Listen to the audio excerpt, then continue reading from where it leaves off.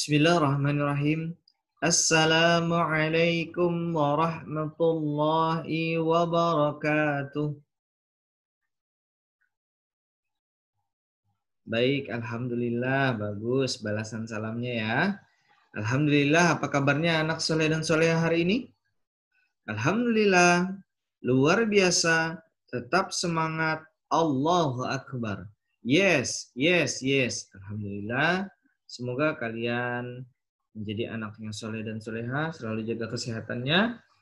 Semoga kalian selalu diberikan keberkahan dalam hidup kalian oleh Allah Subhanahu wa taala. Baik, sebelum kita masuk ke pembelajaran kita selanjutnya, hari ini kita akan bertemu lagi dengan Pak Rahman dengan pembelajaran Pendidikan Agama Islam dan Budi Pekerti kelas 3 bab 11 hikmah sholat.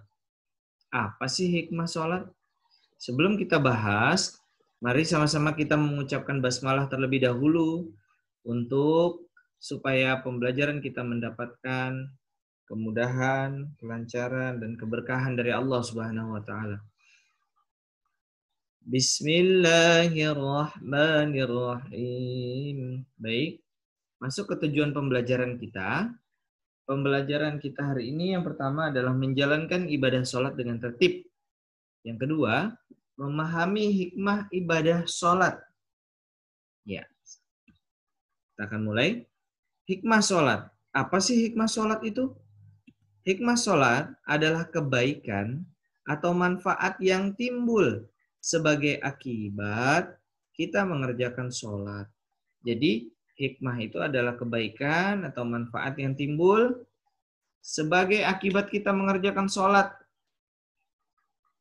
Jadi dapat hikmah, banyak sekali hikmahnya.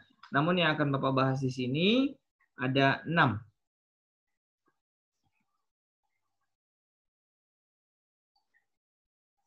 Ibadah sholat memiliki hikmah bagi muslim, yaitu yang pertama, mencegah dari perbuatan jahat.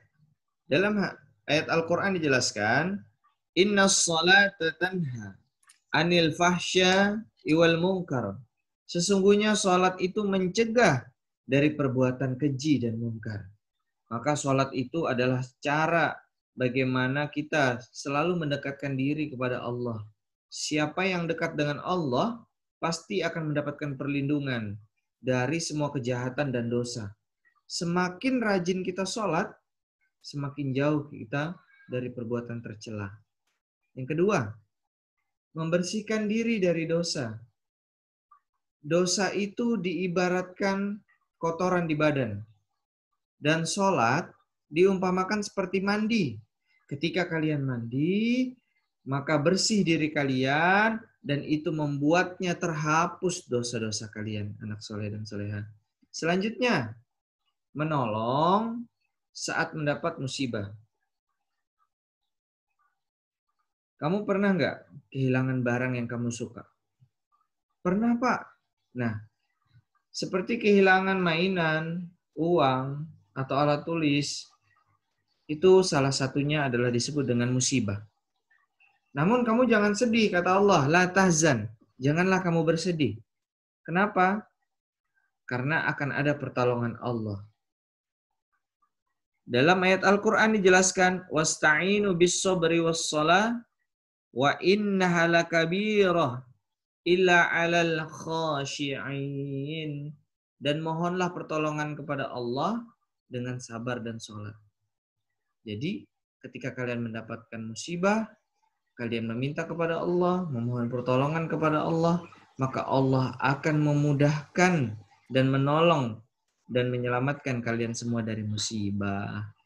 Yang keempat, menanamkan sikap syukur. Karena sholat itu bisa mendidik kita menjadi orang yang suka bersyukur, suka berterima kasih, menyenangi perbuatan baik, dan menjadikan kita memiliki sikap rajin dan disiplin karena dampak dari perbuatan baik yaitu syukur. Yang kelima, menjadi sumber petunjuk. Sholat itu adalah sumber cahaya. Ketika kalian melaksanakan sholat, maka kalian akan dekat dengan sumber cahaya tersebut. Nah, ketika sumber cahaya tersebut kalian dekati, dan kalian akan mendapatkannya nanti cahaya tersebut di hari kiamat. Dan siapa saja yang menjaga cahaya tersebut, menjaga sholatnya dengan baik, maka dia akan mendapatkan cahaya dan petunjuk baginya untuk memudahkannya masuk ke dalam surga Allah. Yang terakhir adalah menyehatkan jasmani dan rohani.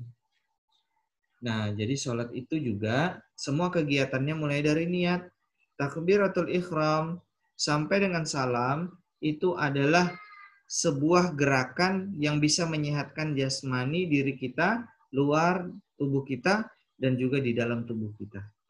Gitu ya. Dan kalian harus yakini bahwa semua sholat yang kita lakukan itu kembali pahalanya kepada diri kita sendiri. Selanjutnya, sholat harus dilaksanakan secara khusyuk dengan cara yang pertama, melafalkan bacaannya, sholat dengan pelan. Jadi pelan. Jadi kalian lebih menghayati bacaan tersebut. Yang kedua, melakukan gerakan sholat dengan benar. Gerakan sholat dengan benar nanti, kalau misalnya kita sudah belajar offline, bisa deh kita sama-sama belajar gerakan sholat dengan benar. Selanjutnya, yang terakhir adalah mengingat Allah sepanjang pelaksanaan sholat. Jadi kata Allah, fazkuruni adzkurkum. Dalam Quran surah Al-Baqarah dijelaskan bahwa barang siapa ingat kepadaku, kata Allah, maka aku akan ingat juga kepadanya. Ya, terima kasih anak soleh dan soleha. Semoga pelajaran kita hari ini berkah bermanfaat. Bapak akhiri. Sebelum Bapak akhiri, mari kita akhiri dengan baca hamdalah. Alhamdulillahi Rabbil Alamin. Bapak akhiri. Assalamualaikum warahmatullahi wabarakatuh.